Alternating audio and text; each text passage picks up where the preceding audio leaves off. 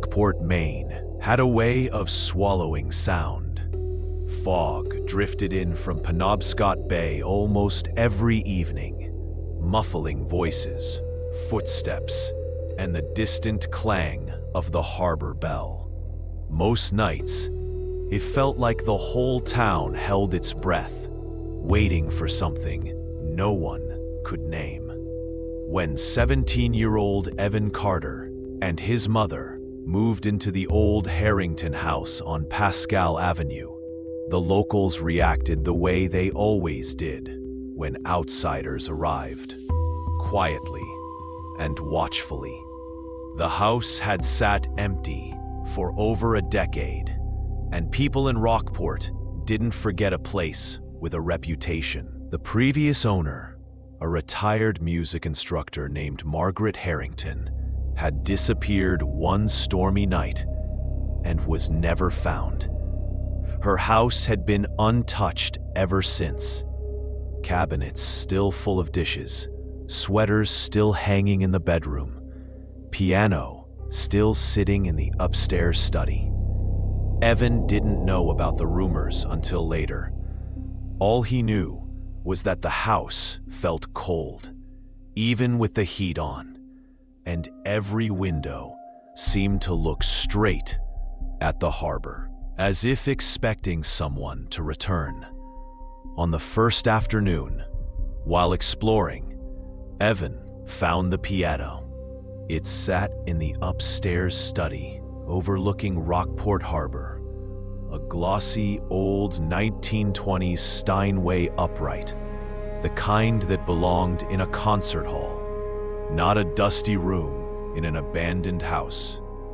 Dust coated the lid like frost, but when Evan brushed his fingers across the keys, they felt warm. A sheet of handwritten music sat on the stand. The inked notes looped and crossed in elegant curves. The title read, Harbor Nocturne, M. Harrington. When he pressed a key, the sound that bellowed out was impossibly rich, deeper than any upright he had ever played. The floorboards beneath him hummed, faintly but unmistakably.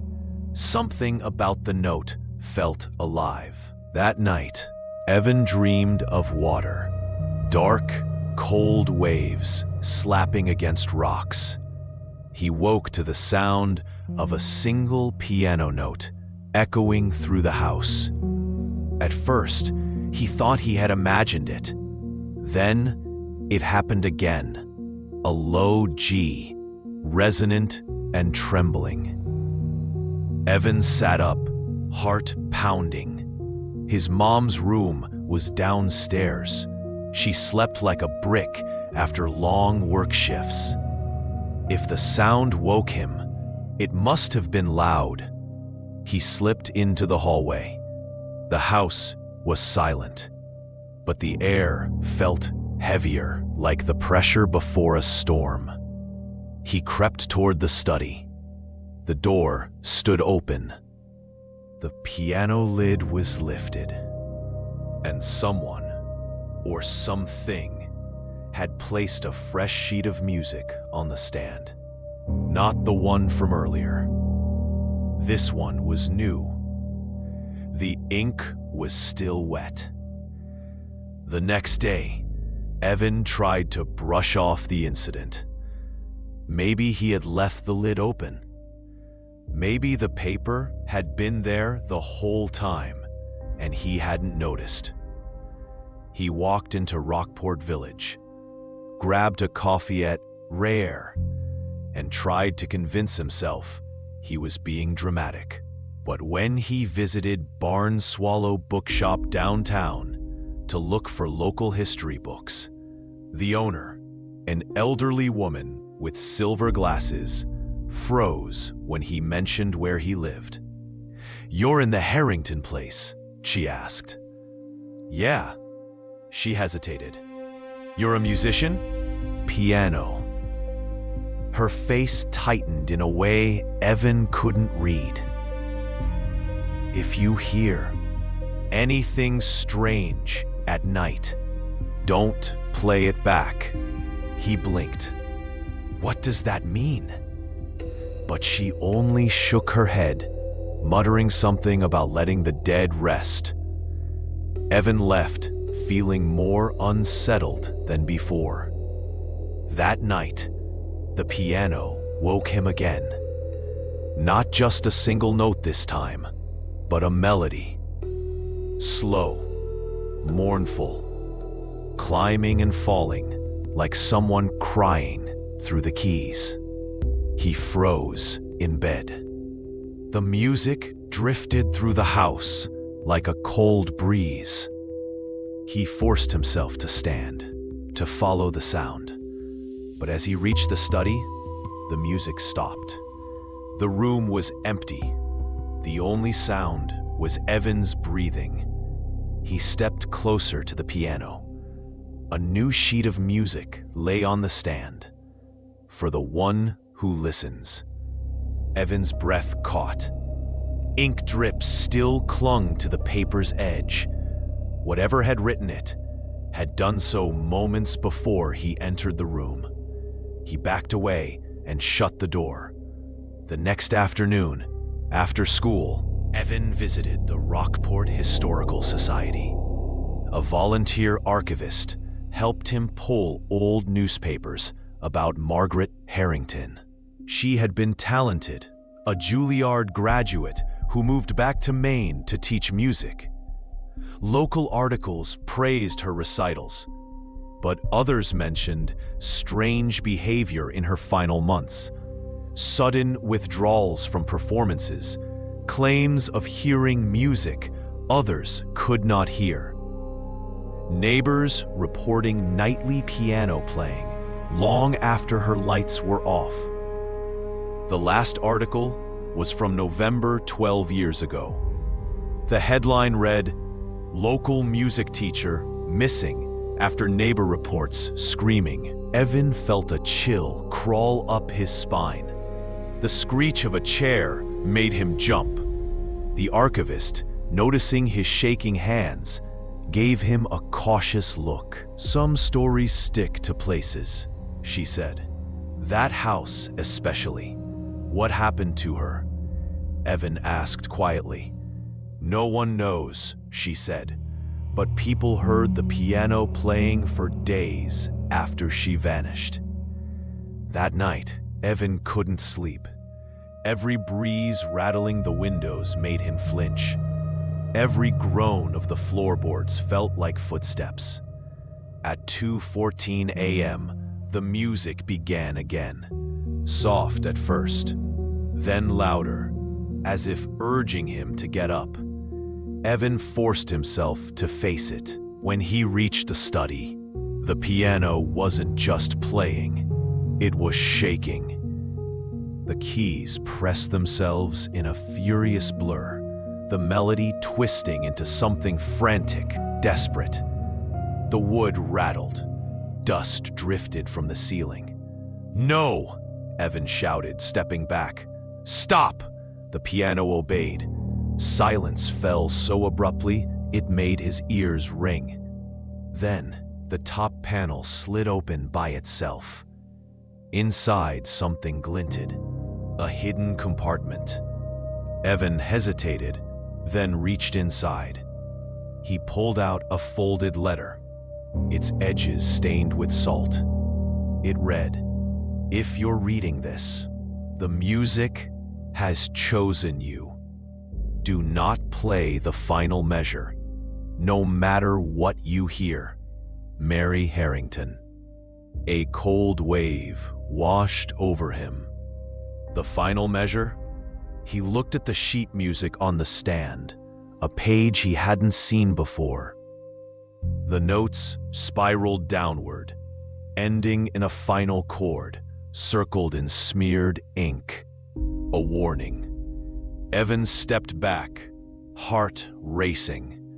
But then the piano sounded a single, gentle note, an invitation. Something in the air shifted, a pressure, a presence forming behind him. He felt it before he heard it. A whisper, right next to his ear.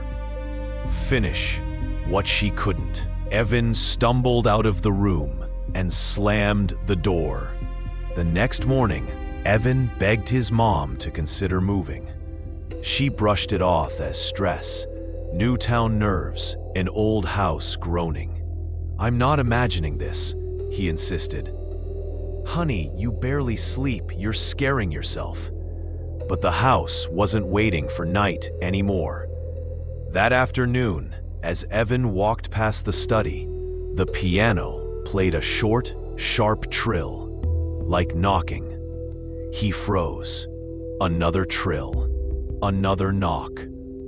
Like it knew he was there, like it wanted him.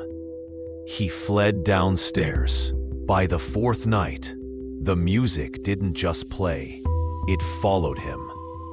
As he tried to sleep, faint notes drifted through the floorboards. When he covered his ears, he felt the vibrations instead, humming through the mattress. At 3:03 a.m., his bedroom door creaked open. The piano played its melody softly, tenderly, beckoning. Evan sat up, exhausted, terrified, and angry. "What do you want?" he shouted. The music stopped. A single note sounded, middle C, then another, and another, spelling something. C-A-L-L. Evan's stomach dropped. Call. The next day, Evan returned to the Historical Society and dug deeper. Old police reports, interviews, letters. He found one thing he had missed. Margaret Harrington had been composing a requiem, a final piece she believed could bridge sound and soul. She claimed the piano responded when she played certain sequences. Her last written words were scrawled in a margin. "It wants to be finished, but finishing will drown me." Evan shut the folder. The piano hadn't chosen him to listen. It had chosen him to complete what Margaret refused. That night, Evan decided he needed to confront it. He climbed the stairs slowly. The study door stood open. Fog seeped through the open window, swirling around the piano legs like grasping hands. The sheet music was waiting. His fingers hovered over the keys. The piano seemed to inhale. "No," Evan whispered. "I'm not doing this." He stepped away. The piano slammed its keys, a violent discord that shook the room. Books fell from shelves. The window cracked. A voice, Margaret's voice, cried out from the piano's gut. "Don't leave it unfinished." Evan backed into the hallway, trembling. The music turned vicious, twisting, spiraling downward toward the circled final chord. Evan realized the piano wasn't asking him to finish the piece. It was going to finish it, with or without him, and he had no idea what would happen when it did. He lunged toward the door and slammed it shut. The moment the door clicked, the music stopped completely. The house went silent, terrifyingly silent. Evan stood frozen, hand on the doorknob. Then he heard it, a soft, almost polite knock. From inside the piano,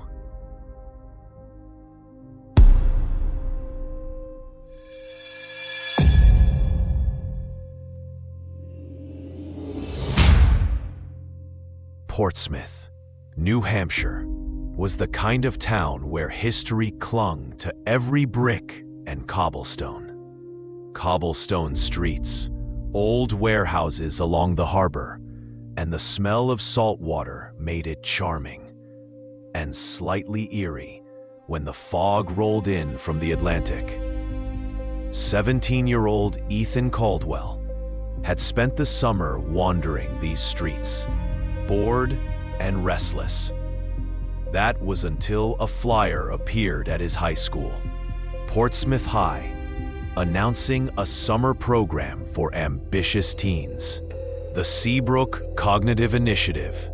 Unlock your potential. It promised academic enrichment, hands-on research, and mentorship from experienced professors. Ethan didn't think twice. Anything sounded better than another summer at the harbor, cleaning tables at the Friendly Toast, or working at the docks.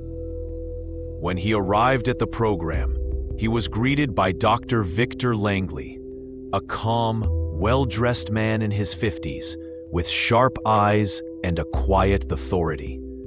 Langley claimed the initiative was about exploring human perception and resilience. "You'll discover strengths you didn't know you had," Langley said, shaking Ethan's hand. "And you'll see what you're truly capable of." Ethan felt a surge of pride. Someone believed in him. The facility itself was an old maritime building on Seabrook Avenue, converted into classrooms and dorms. Its white clapboard siding had peeled in places, and the windows overlooked the fog-laden harbor. There were 6 other teens: Claire, a quiet bookworm; Jaden, athletic and cocky; Sophia, a talented artist; Marcus, who seemed always wary; Leela, practical and cautious; Derek, older, observant. The first week involved standard cognitive tests, problem-solving exercises, and teamwork challenges. It was strange, yes, but nothing alarming. Then the staff began asking them to write personal reflections in journals provided by Dr. Langley. "Honesty is crucial," he insisted. "The more truthful you are, the more accurate the research." Ethan's entries started small: worries about moving, uncertainty about college. But soon, the prompts grew darker. They were asked to describe fears, guilt, and moral dilemmas in painstaking detail. When Ethan wrote about a secret he'd never told anyone, Langley's eyes flickered in a way that made him shiver. He wasn't imagining it. Langley knew. By the second week, the exercises became more invasive. Blindfolded, the teens were asked to follow the instructors. Guidance through obstacle courses. Tasks involved ethical choices designed to make them question loyalty, trust, and self-preservation. Claire refused a choice once, and Langley's smile froze. "Refusal is data too," he said softly, almost kindly. At night, Ethan noticed his thoughts felt sluggish, foggy. Small headaches emerged. His roommates whispered suspicions that meals had been tampered with. Marcus confided, "It's not just an experiment. They're testing how far we'll bend." The tension built silently until the night of the reflection exercise. Langley gathered the teens in the main hall, lit only by candlelight. The windows framed the harbor outside, where fog rolled like ocean waves. In the center of the room was a metal apparatus, straps, wires, and devices that hummed faintly. Langley's voice was calm. "Tonight, we observe conviction. One volunteer will demonstrate human resilience under controlled conditions. Discussion time, 5 minutes." The teens froze. "What does that mean?" whispered Sophia. Marcus answered first, voice shaking. "If we don't pick someone, they will." they all realized he was right. Langley's calm demeanor suggested he was used to control. He wanted them to choose. After tense debate, Jaden stepped forward. "I'll do it," he said with bravado, but the lie in his tone was clear. "If it keeps anyone else safe, it's my choice." Langley nodded approvingly. "Excellent. Selflessness, an ideal trait." The device activated. Jaden winced. The lights flickered. Small sparks hissed from the metal apparatus. Ethan lunged at one of the instructors, but was restrained. Sophia, Leela, and Claire tried to pull him free. Chaos erupted. The device overloaded. Jaden slumped, unconscious but alive. Ethan grabbed the emergency exit key, and the group bolted down the stairs, across the wet gravel outside, and into the foggy streets. Behind them, Langley's voice rang out, "You cannot escape purpose." They reported everything to Portsmouth police, but by morning, the facility was empty. The staff had vanished, leaving only empty rooms, scattered notebooks, and a few devices still humming faintly. Jaden recovered. The teens were interrogated and debriefed extensively. Authorities closed the case as a rogue summer program. Though rumors persisted that Langley and his colleagues were operating in secret, scouting new locations along the New England coast. Months later, Ethan received a black notebook in the mail. His name was written on the cover. Inside, a single message: "Conviction has its price, and yours is exceptional. VL." Ethan never returned to Seabrook Avenue. But sometimes, when the fog rolls over Portsmouth Harbor, he feels as though he's being watched, and he wonders how many others Langley has tested, and who will be next.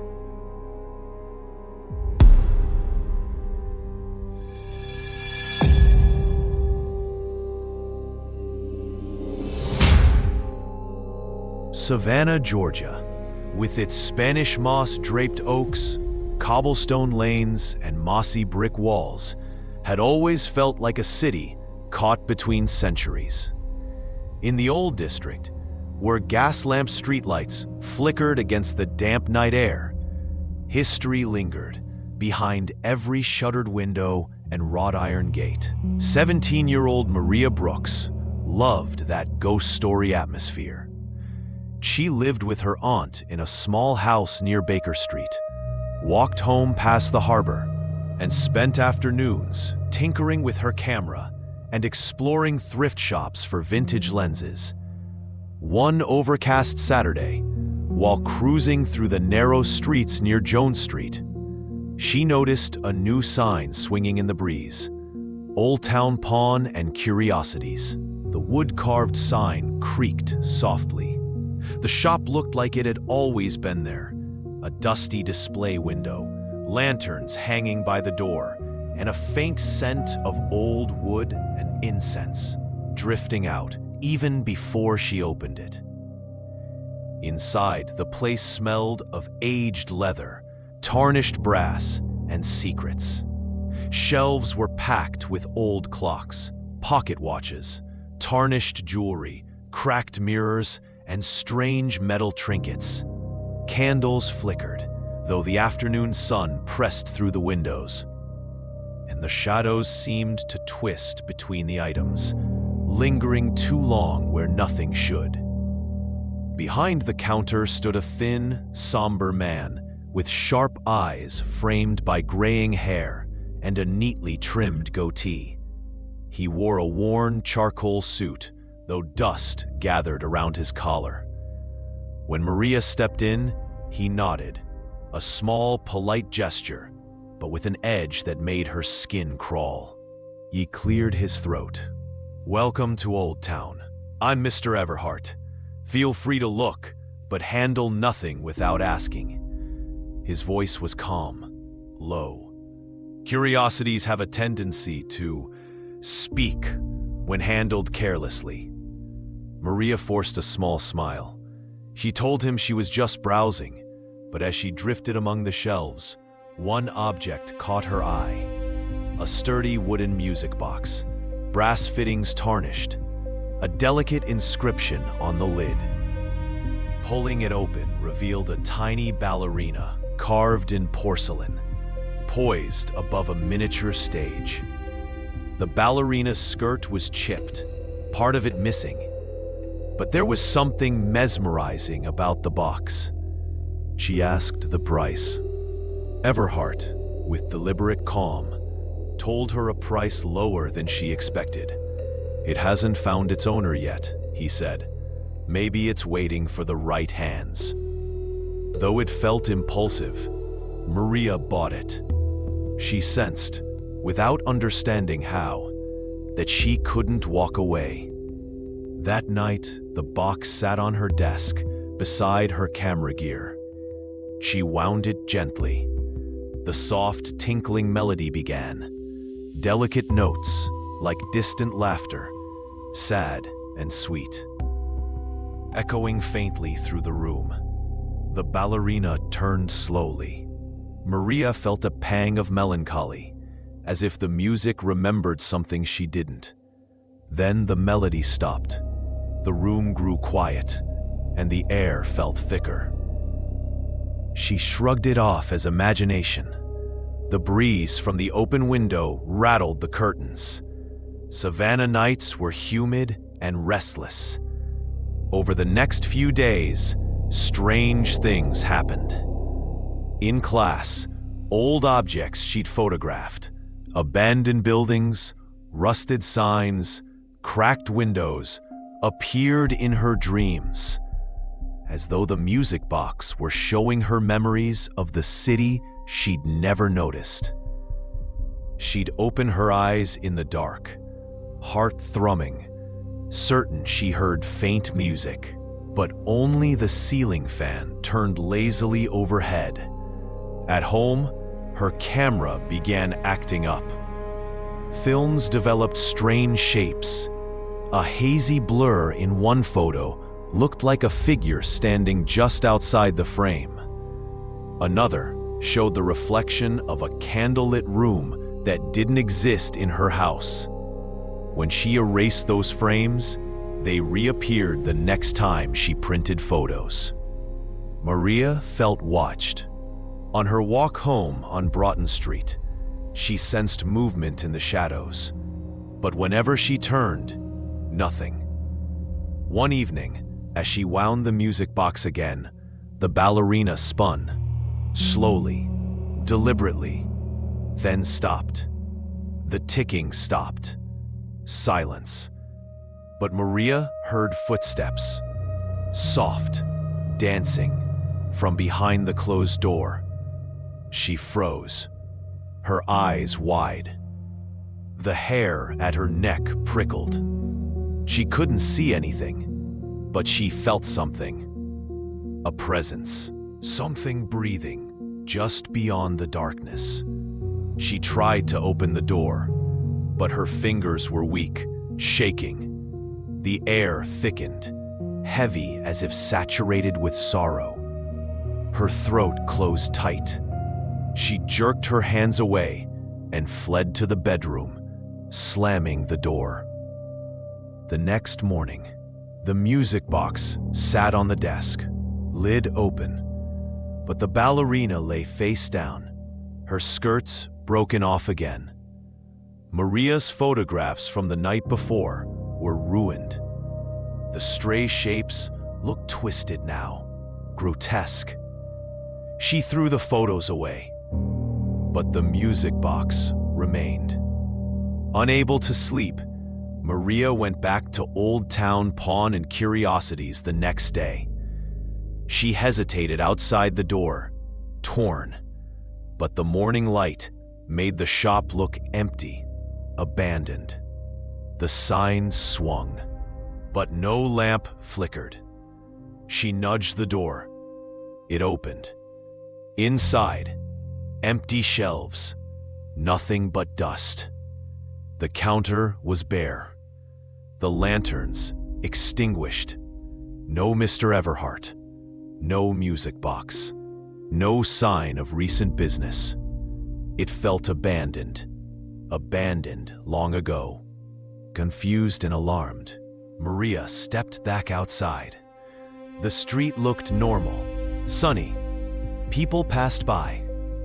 But when she turned to look again at the shop, it was gone, replaced by a boarded-up storefront with faded paint and a blank sign. Shaken, she returned home. The sky was clear, but the air felt heavier. That night, she tossed and turned, but couldn't escape the sense of being watched. The buzzing of crickets through the open window sounded distant, menacing. She lay frozen, listening. At 3:17 a.m., the music box began to play, but there was no wind, no footsteps, nothing in the room. Just the music, soft, haunted.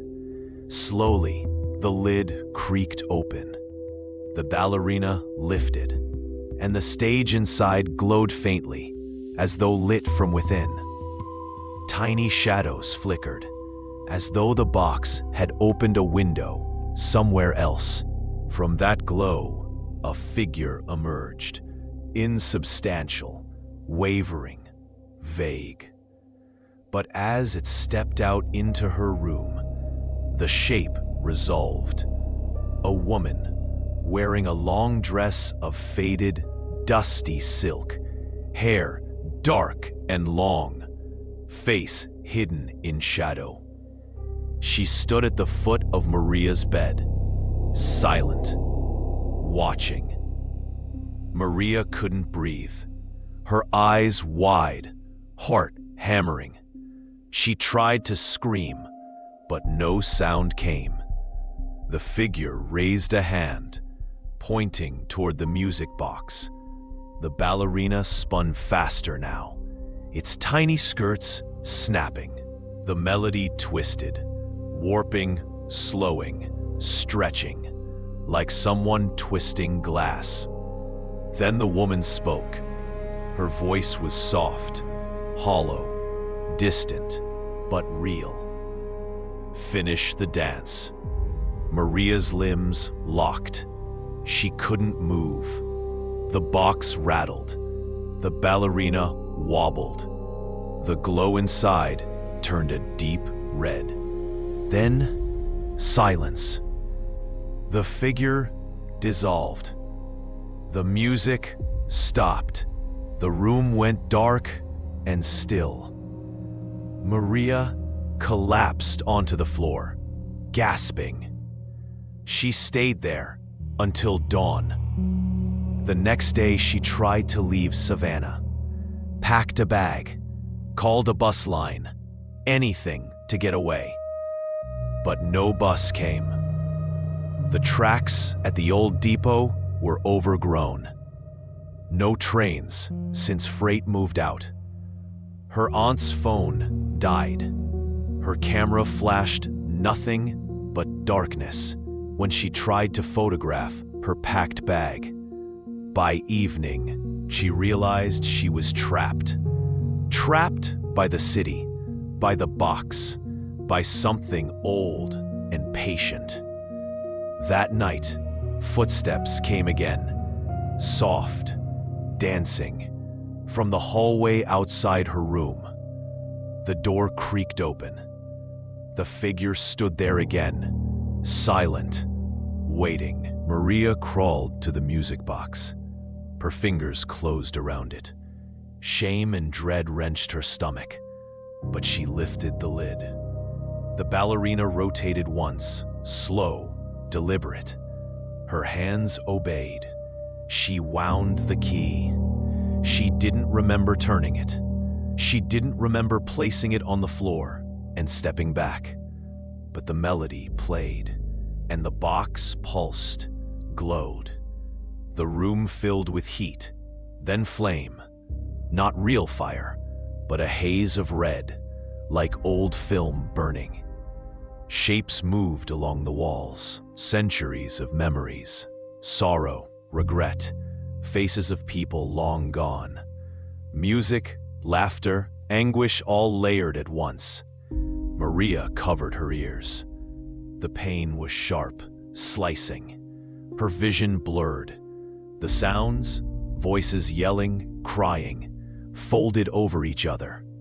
Then, nothing. When she opened her eyes, the music box lay shattered across the floor. The ballerina's head rolled off, eyes empty. Maria's camera lay beside it, film ejected and smoldering.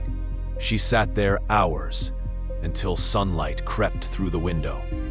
Her skin felt numb, her ears rang. She grabbed the broken pieces, stuffed them into a plastic bag, and drove, or tried to. But the car wouldn't start.